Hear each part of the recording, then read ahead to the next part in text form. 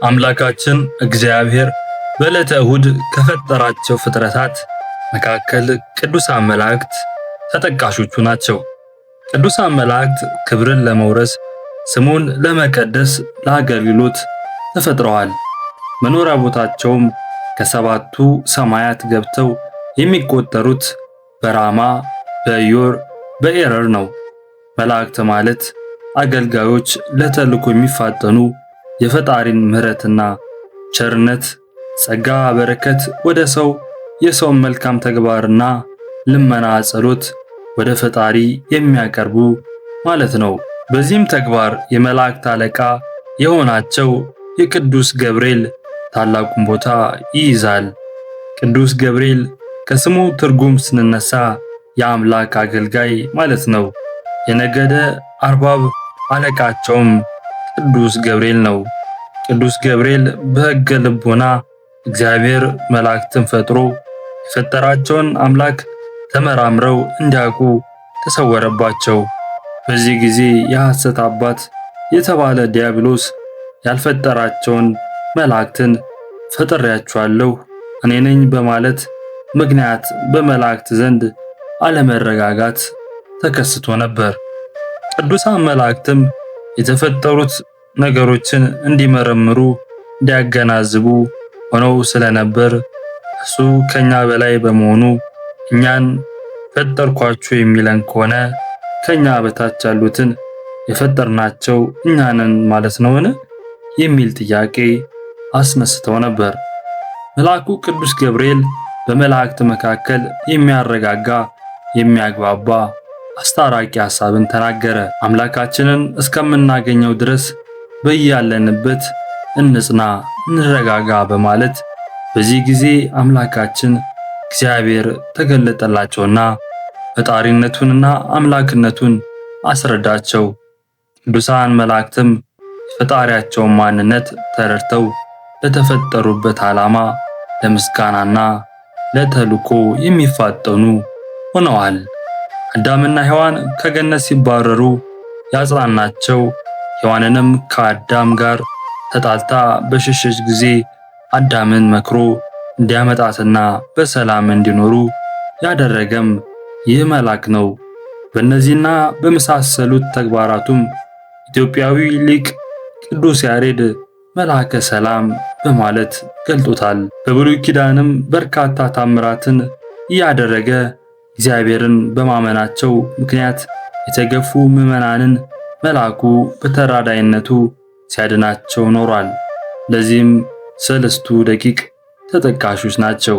እነዚህ ሦስት ሕፃናት ንጉሥ ናቡከደነጾር ላቆመው ጣዖት ስገዱ፣ ፈጣሪያችሁን ካዱ የሚል ትእዛዝ መጣባቸው።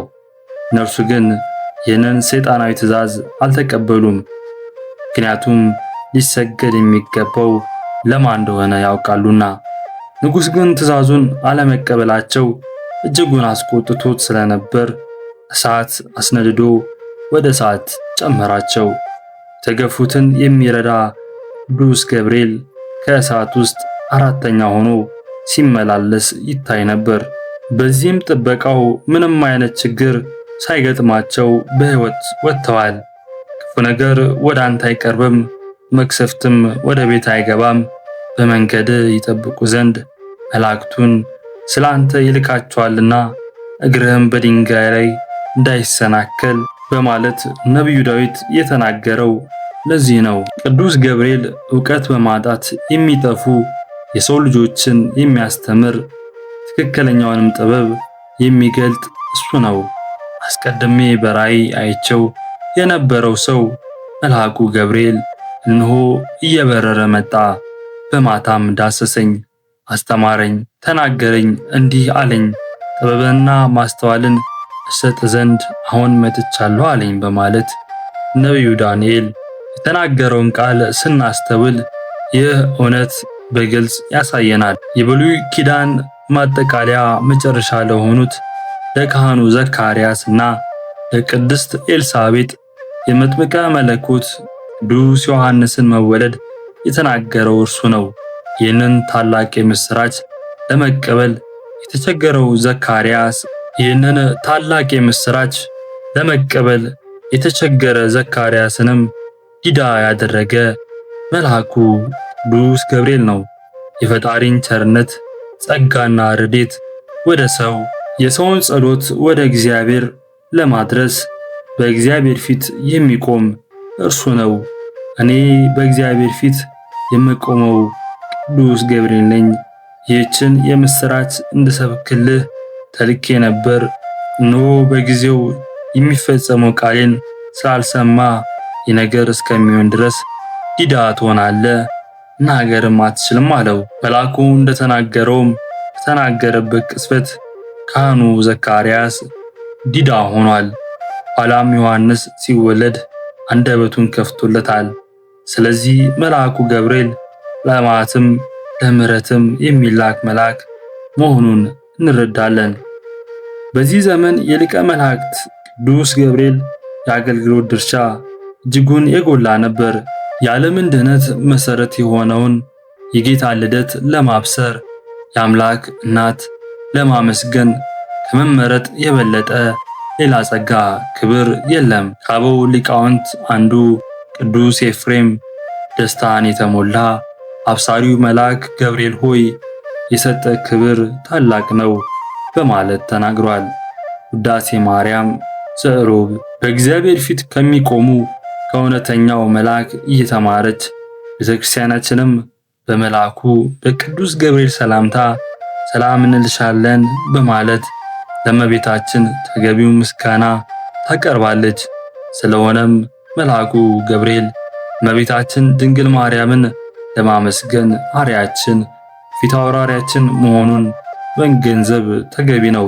መልአኩ ቅዱስ ገብርኤል መልእክቱን ማድረስ ብቻ ሳይሆን እመቤታችን ቅድስት ድንግል ማርያም ይሁንልኝ ይደረግልኝ በማለት አምና እስክትቀበለው ድረስ በተገቢው መንገድ አስረድቷታል። እኛም የረቀቀውን አጉልቶ የራቀውን አቅርቦ የከበደውን አቅልሎ እንዲያስረዳን በጥበቃው በአማላጅነት እንዳይለየን በዚህ ድርሳን ልንማጸነው ይገባል። ይህ መጽሐፍ የመልአኩን አማላጅነት ተራዳይነት እንድንማርበት ለጸሎትና ለትምህርትም እንድንገለገልበት የመልአኩን አማላጅነት ተራዳይነት ከሁላችን ጋር ይሁን። አብ ቢወልድ ቢያሰርጽ እንጂ የማይወለድ የማይሰርጽ መሆኑን አውቀን ወልድም ቢወለድ እንጂ የማይወልድ የማይሰርጽ መሆኑን ተረድተን መንፈስ ቅዱስም ቢሰርጽ እንጂ የማይወለድ የማይወልድ የማይሰርጽ መሆኑን ተገንዝበን የጌቶች ጌታ የነገሥታት ንጉሥ መላእክት የሚያመሰግኑት ስልጣናት ሁሉ የሚገዙለት የቅዱሳን አማላጅነት ተቀብሎ የልመናቸውን ዋጋ የሚሰጥ አንድ አምላክ በሚሆን በአብ በወልድ በመንፈስ ቅዱስ ስም በማመን በሚያዝያ 19 ቀን የሚጸለይ የሚነበብ በእግዚአብሔር ፊት የሚቆም የቅዱስ ገብርኤል ድርሳን ይህ ነው። ስለ ወገኖቼ ኃጢአት ጀርባዬን ለግርፋት ፊቴን ለአጽዋፋት ሰጠው ተብሎ በነቢዩ ኢሳይያስ እንደተነገረ ጌታችን ኢየሱስ ክርስቶስ እኛን ለማዳን እንደ ሌባ ተይዞ እጁን የኋሊት የፉጡኝ ታስሮ በተቋጠረ ገመድ ጀርባውን ተገርፎ ፊቱን ተጸፍቶ የመስቀሉን መከራ ከተቀበለ በኋላ ዳግመኛም የእስራኤል መሪ ሙሴ ሕይወታቸውን በእንጨት ላይ ተሰቅላ ታዩታላችሁ ብሎ ለእስራኤል እንደነገራቸው የሾህ አክሊል ተቀናጅቶ በበትር ራሱን ተቀጥቅጦ እንዲሁም ነቢዩ ዳዊት እጅና እግሬን ቸነከሩኝ፣ በምግቤ ላይ ሐሞትን ቀላቀሉበት፣ ለጥሜም መራራ ሰጡኝ አቀረቡልኝ ብሎ እንደተናገረ እጅ እግሩን ተቸንክሮ ሐሞት ጠጥቶ የመሰለውንም እጽዋት መከራ ሁሉ ፈጽሞ በመስቀል ላይ ተሰቅሎ ነፍሱን ለሞት አሳልፎ ሰጠ። ጫፎቿ በአራት ማዕዘን በተያዘ መጋረጃ ላይ ስለ አራዊት ስሎ ረድና ብላ ተብሎ የተፈቀደለት ሐዋርያ በሥጋ ሞተ፣ በመለኮት ግን ሕያው ነው ብሎ እንደተናገረ በመለኮቱ ሞት የሌለበት የኃጥአን በሞቱ ያጠፋ ዘንድ በሥጋ ሞተ። ዳግመኛም የአሕዛብ ብርሃን የሚሆን እስራኤላዊው ሐዋርያ እሱ የሁሉ ጌታ ሲሆን ልዑለ ባሕሪን ዝቅ አደረገ እስከ ሞት ድረስ ብሎ እንደተናገረ ወደ ቀደመ ነገራችን እንመለስና ጌታችን በምስጢር በልቦናው ተስፋ የሚያደርግ የአርማትያሱ ዮሴፍ የሚባል ሰው ወደ ጲላጦስ በድፍረት ገብቶ የኢየሱስን ሥጋ ላወርድና ልቅበረው ሲል ጥያቄ አቀረበ። እንዲሁም ቀድሞ ሌሊት ወደ ኢየሱስ እየሄደ ትምህርት የሚቀስም ኒቆዲሞስ የሚባል የአይሁዶች አለቃ መጥቶ ከተቸነከሩ እጆቹና እግሮቹ ትኩስ ደም የተንጠባጠበ ሁለቱ በመተባበር ከመስቀል ላይ አውርደው በንጹሕ በፍታ ገንዘው በአዲስ መቃብር ቀበሩት። በዚያም 3 መዓልት 3 ሌሊት ቆየ። ከዚህ በኋላ ይህንን ቤተ መቅደስ አፍርሱና በ3 ቀን አድሰዋለሁ ሰራዋለሁ ሲል ለአይሁድ እንደነገራቸው በመለኮቱ ኃይል በሦስተኛው ቀን ተነሳ። በመቅደስ የተባለውም ሰውነቱ ነበር። ሳምንቱም በመጀመሪያይቱ ቀን እሁድ ማለዳ አምላካችን የወለደች ንጽሕት እመቤታችንና መግደላዊት ማርያም ሌሎችም ሴቶች መቃብሩን ሊመለከቱ ሊጎበኙ ሥጋውንም ሽቱ ሊቀቡ መጡ። ያን ጊዜም ብርሃናዊ ሊቀ መላእክት ቅዱስ ገብርኤል እንደ በረድ ነጭ የሆነ ልብስ ለብሶ በመቃብሩ አፍ ላይ ተቀምጦ ታያቸው። እነሱም ባዩ ጊዜ እጅግ ፈሩ። የመቃብሩ ጠባቂዎችም በወንጌል እንደተነገረው ከግርማው የተነሳ እንደ በድን ሆኑ። እነሆ በዚያን ጊዜ የእግዚአብሔር መልአክ ከሰማይ ወርዶ ያችን ድንጋይ ገልብጦ በላይዋ ላይ ተቀምጦ ነበርና ከባድ መናወጥ ሆነ። ሴቶቹንም ግን እናንተስ አይዟችሁ፣ አትፍሩ፣ የተሰቀለውን ኢየሱስ እንደምትሹ አውቃለሁና አላቸው። ቀጥሎም እሱ ከዚህ የለም ተነስቷል፣ መነሳቱንም ለደቀ መዛሙርቱ ሂዱና ንገሩ ብሎ አዘዛቸው።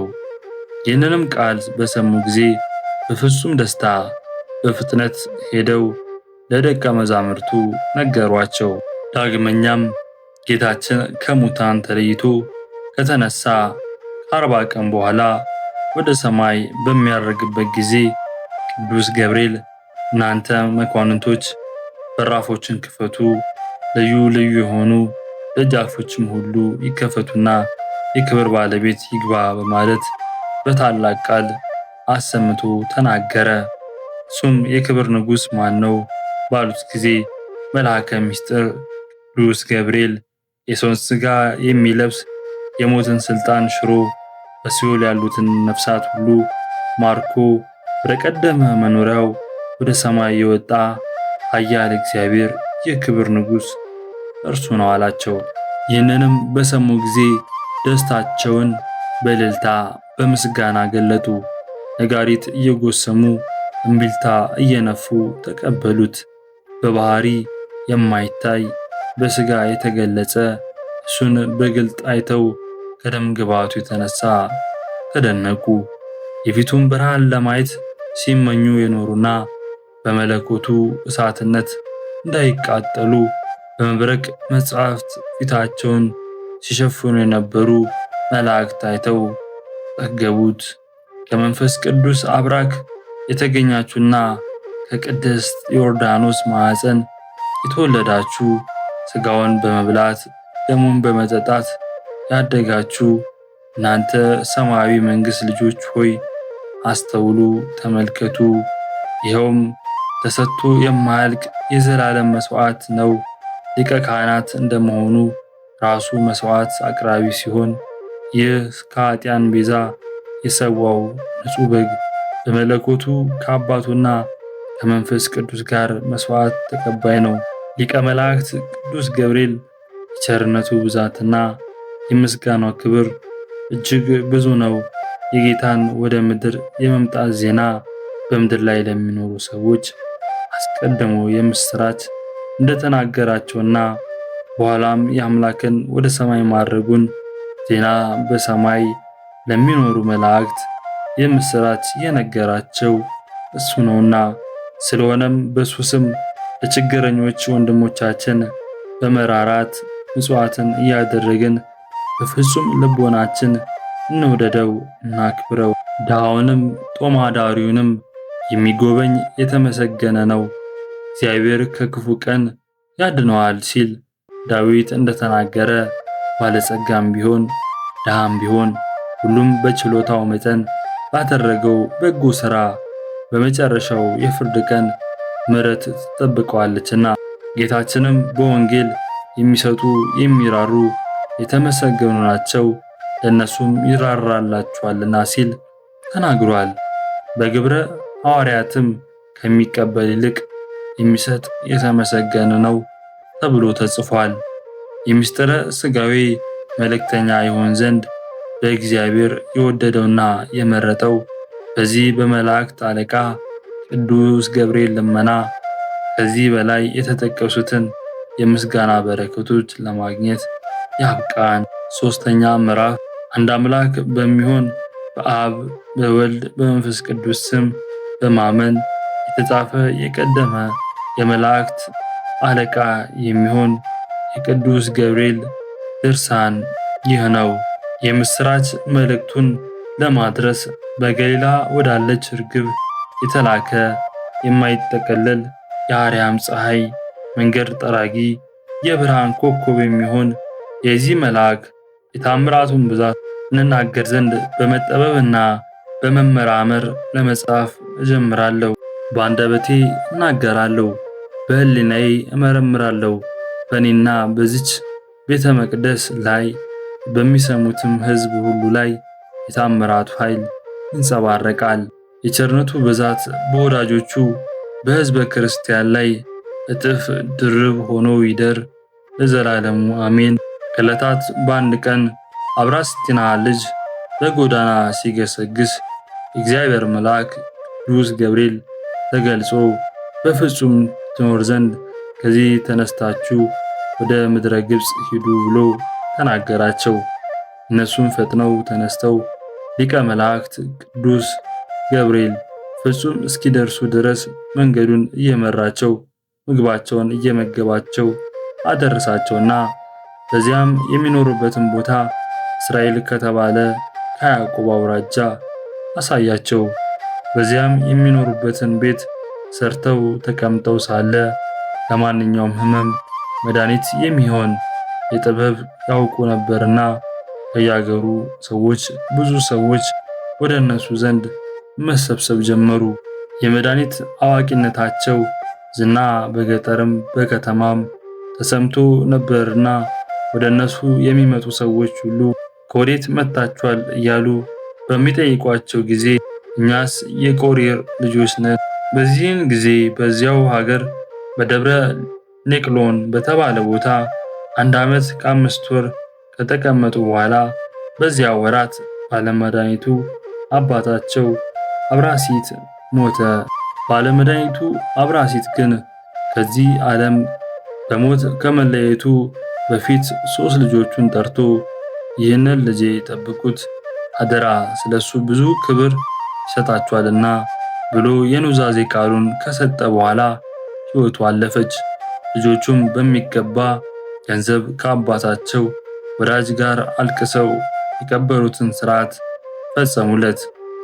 ልጆቹም በሚገባ ገንዘው ከአባታቸው ወዳጆች ጋር አልቅሰው የቀብሩን ሥነ ሥርዓት አስፈጸሙለት። ብዙውን ጊዜ መላእክት በየስማቸው እየጠሩ ቃል ኪዳን ያስገቧቸው ስለነበር እነሱም ወደ እነሱ እየመጡ ፍላጎታቸውን ያሟሉላቸው ነበር። ከዕለታት በአንደኛው ቀንም እንደተለመደው በአዳራሹ በስተምዕራብ በኩል በመድኃኒት ቅመማ ላይ ሳሉ ሊቀ መላእክት ቅዱስ ሚካኤልና ቅዱስ ገብርኤል የተመረጠች ቅድስት ከምትሆን አምላክን ከወለደች ከእመቤታችን ከማርያም ጋር ድንገት ደርሰው ከዚህ ምን እየሰራችሁ ትኖራላችሁ አሏቸው። እነሱም በልዩ አስተሳሰብ አምላክን የወለድሽ እመቤታችን ሆይ ብዙ ሀብት ወርቅም ብርም የከበረ ዕንቁም አለን። ነገር ግን ወራሽ ስለሌለን ጥቂት ወተት ሰጥተሽን ብንጠጣ ከዘላለም ሞት እንደምንድን ተስፋ እናደርጋለን ሲሉ መለሱላት። ድንግልም ይህንን በሰማች ጊዜ የመላእክት አለቃ ቅዱስ ገብርኤልን ጠቀሰችውና ይህንን የተንኮልና የክፋት እንዲሁም የመሰሪነት ሥራቸውን እንዲተዉ ይገሥጻቸው ዘንድ አዘዘችው። ጎልማሳው አውርም ይህንን በወንድሞቹና በራሱ ላይ የታዘዘውን ቁጣ በተመለከተ ጊዜ ስተቱና ጥፋቱን አውቆ አቤቱ ሁሉን የምታማልድ ቅዱስ ገብርኤል ሆይ ስለ አእምሯችን ጉድለት ስለ በደላችን ብዛት እንዳይፈረድብን እለምንሃለሁ በማለት ከእግሩ ስር ወድቆ ተማጸነ።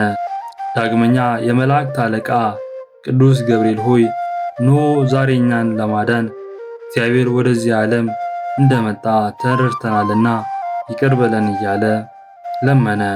የመላእክት አለቃ ቅዱስ ገብርኤል ሆይ ይኸውም እግዚአብሔር ልጅ እንደሆነ ዛሬ እናምናለን። የመላእክት አለቃ ቅዱስ ገብርኤል ሆይ ዛሬ ከኃጢአታችን ታድነን ዘንድ እንለምንሃለን። የመላእክት አለቃ ቅዱስ ገብርኤል ሆይ ከሰይጣን ከዲያብሎስ አገዛዝ ዛሬ ነፃ አውጣን። የመላእክት አለቃ ቅዱስ ገብርኤል ሆይ ከጠላቶቻችን ከሰይጣን አገልጋይ ዛሬ ተላቀናልና። የመላእክት አለቃ ቅዱስ ገብርኤል ሆይ ከሞት የኃጢአን ዛሬ አድነን። የመላእክት አለቃ ቅዱስ ገብርኤል ሆይ ከዚህ ዓለም ነውረ ኃጢአትና ርክሰት ነፃ አድርገን። የመላእክት አለቃ ቅዱስ ገብርኤል ሆይ አምንብሃለሁ፣ ስለሆነም እነሆ የጌታዬ ታማኝ ባሪያው እሆናለሁ። ከልጅነቴ ጀምሮ እስከ ዛሬ ድረስ ስትጠብቀኝ ኖረሃልና በዚህች ዕለት እንዳትቀስፈኝ እማልድሃለሁ። የመላእክት አለቃ ቅዱስ ገብርኤል ሆይ የንጉሥ ወታደር በጌታው ፊት የውሻ ገዳይ ይጥል ዘንድ አይገባውም። የመላእክት አለቃ ቅዱስ ገብርኤል ሆይ በእውነት እናገራለሁ፣ እነሆ እኛ ከአራዊት ከእንስሳት ከሰው ፍጥረታት ሁሉ የረከስን ነን፣ እነሱ የፈጠራቸውን ጌታ ያውቃሉና። እኔና ወንድሞቼ ግን ዓለምን ሁሉ የፈጠረውን አምላክ ትተን አምላክነት ለሌላቸው ርኩሳን አማልክት የተገዛን ፈቃዳቸውንም ፈጸምን። የመላእክት አለቃ ቅዱስ ገብርኤል ሆይ እንዲህ አይደለም አይሁን፣ ስለ ኃጢአታችን ስለ አእምሯችን ጉድለት ለፈጣሪያችን ሰውነታችን ባስገዛልን ፍጹም ቡድን በሆነ በረከሰና በከረፋ ስጋችን ላይ ንጹሕ ጦር በእኛ ላይ አታነጣጥር። እኛን ለተሸከመች ማኅፀን ወዮላት፣ እንደ መቃብር በተደፈነችን በተሻለ ነበር። ወልጄ የዚህ ዓለም የፀሐይ ብርሃን ያላዩ ወዮልኝ እንጃ። ይህ ታላቅ ኃጢአት ከሥጋዬ ጋር ተጣብቆ እንዳይኖር እሰጋለሁና አቤቱ ከእኔና ከወንድሞቼ ላይ ይህ የጥፋት መቅሰፍት ይወገድልን። ጎልማሳው አውርም እኛ ማቾች ነን፣ ነገር ግን አንዳችስ እንኳን በጎ ሥራ የለንም እያለ ይህንንም የመሰለ ሁሉ በመናገር ከሊቀ መላእክት አንዱ ከሆነው ከቅዱስ ገብርኤል ፊት ሰገደ። ከዚህ በኋላ ቅድስት ድንግል ማርያም የምትሆን የሁላችን የአምላካችን እናት ማርያም በመራራት ፍጹም ይቅርታን አደርግላቸው ዘንድ የመላእክት አለቃ ቅዱስ ገብርኤል አዘዘችው። ከዚህ በኋላ አስነሳቸውና ፍርሃትን፣ ጭንቀትን አስወገደላቸው። በዚያ ጊዜ አብርሃንና ወንድሞቹ የመላእክት አለቃ ቅዱስ ገብርኤል ሆይ በአምላካችን በእግዚአብሔር ዘንድ ምሕረትን ካገኘን እስከ ዕለተ ሞታችን ድረስ አገልጋይ ለመሆን ዝግጁ ነኝ አለ። ቀድሞ ለርኩሳን አማልክት በመገዛታችን ድንጋጤ አድሮብን ነበር፣ ዛሬ ግን ነፃ ወጣን። እነሆ ዛሬ ከኃጢአት ሞት አመለጥን፣ ነፃነትን አገኘን። የምሕረት አምላክ በሚሆን በጌታችን በክርስቶስ በማመናችን ቤተሰቡ ሆን። ዳግመኛ ከአስማተኝነታቸውና ከሌላም ሁሉ ተላቀን በዚህ እንገኛለን። ከሞት ኃጢአት ታድነን ዘንድ ለአማላጅነት ለይቅር ባይነት፣ ለፍጹም ገናንነት ክብር እያልን ሁሉ ለአንተ እሰጣለሁ አለ። የመላእክት አለቃ ቅዱስ ገብርኤልም እንዲህ ሲል መለሰ፣ በውኑ እኔ እንደ ምድራዊ ንጉሥ ጭፍራ ነኝን? ወይንም ደግሞ እንደዚህ ዓለም ሰው የዚህ ዓለም ገንዘብና ሀብት ምፈልግ ነኝን? ዳሩ ግን የኔ ፍቃድ ሁልጊዜ መታሰቢያና የሚደረግባት ስሜ የሚጠራባት ቤተ ክርስቲያን እንድትሰራ ነው። እኔም የሚያስፈልጋችሁን ሁሉ ሰጧችኋለሁ። ጌታዬ ንጉሴ ኢየሱስ ክርስቶስም ኃጢአታችሁን ይቅር ይላችሁ ዘንድ እማልዳለሁ አላቸው። እነሱም ጌታችን ሆይ ያዘዝከንን ሁሉ ፈጥነን እናደርጋለን አሉት። ከዚያ በኋላ ከነሱ ተሰውሮ ወደ ሰማይ ወጣ። ጸሎትና በረከቱ ከሕዝበ ክርስቲያኑ ጋር ለዘላለም ይሁን አሜን። ምዕራፍ 4 አንድ ኒቅሎን በሚባል ሀገር የሚኖሩ ሰዎች በሊቀ መላእክት ቅዱስ ገብርኤል ስም ቤተክርስቲያን ለማሰራት በተነሱ ጊዜ ቅዱስ ገብርኤል በፊታቸው እየተመላለሰ ቤተክርስቲያኑ የሚሰራበትን ቦታ ቀየሰላቸው። እመቤታችን ማርያም መካነ መስዋዕቱና የታቦቱን መቃወመ መንበር አመለከተቻቸው። ቀጥሎ ለጣራና ለግድግዳው እንዲሁም ለመዝጊያና ለአምዱ መቆሚያ የሚሆኑ ቦታዎች ላይ ሁሉ ካዘጋጀችላቸው በኋላ ከቤተክርስቲያን ሕንፃ የተረፈውን ቦታ በማለት በረንዳውን ለሕዝብ መጠለያ ይሆን ዘንድ በዚያው በትረ ወርቅ ለክቶና መጥኖ ሰጣቸው። ከዚህ በኋላ የመላእክት አለቃ ቅዱስ ገብርኤል ባረካቸውና የማበረታቻም ቃል ሰጣቸው። በታላቅ ወደ ሰማይ አረገ። በዚህ ዕለት የተደረገውን ታምራት ሁሉ ይመለከት ነበር።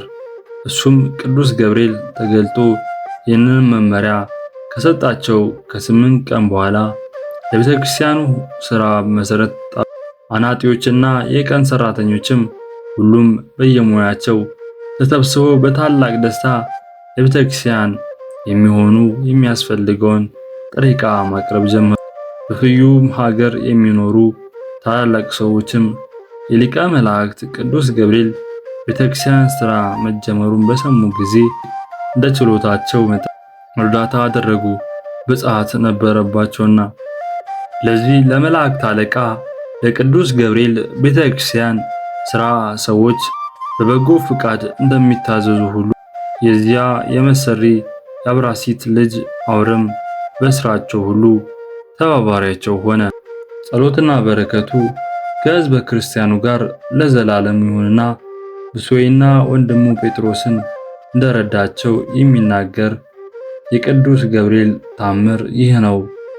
ሰማዕት ቢሶይና ወንድሙ ጴጥሮስ ምስጋና ገንዘቡ በሚሆን ለጌታችን ለኢየሱስ ስም በጽኑ መከራ ውስጥ ሳሉ የእግዚአብሔር መልአክ ተገልጾላቸው መታሰቢያችሁ እስከ ዘላለሙ ሲነገር ወይንም ሲደረግ የሚኖር መሆኑን ነግራችሁ ዘንድ ከእግዚአብሔር የተላኩ እኔ መልአከ ብስራት ገብርኤል ነኝ አላቸው። ቀጥሎ ወዳጄ ቢሶይ አንተን ጽኑ ተጋድሎ ይጠብቅሃል ብሎ ነግሮት ከሱ ተሰወረ። ከዚያ በኋላ በእንጨት ላይ እንደሰቀሉት እና መከራ እንዳጸኑበት አገር ገዢው ጭፍሮቹን ባዘዘ ጊዜ ሊቀ መላእክት ቅዱስ ገብርኤል ወረደና ሰማዕቱ የተሰቀለበትን ምሰሶ ሰባበረ። ዳግመኛም በመንገድ ላይ ምሰሶ ላይ እንዲሰቅሉትና እንዲያሰቃዩት መኮንኑ አዞ በስቃይ ላይ ሳለ ሁለተኛ ጊዜ ቅዱስ ገብርኤል ተገልጾ እግዚአብሔር የመረጠ ቢሶይ ሩጫህን እስክትጨርስ ድረስ ካንተ ጋር ነኝና አትፍራ በማለት አጽናና። ይህ ሰማዕት በመንግሥተ ሰማያት የሰማዕትነት አክሊል እስኪቀናጅ ድረስ 7 ጊዜ በመገለጥ እያጽናናውና እያበረታታው ቆየ። አማላጅነቱ ከሕዝበ ክርስቲያኑ ጋር ይሁን ይደረግልን ለዘላለሙ አሜን።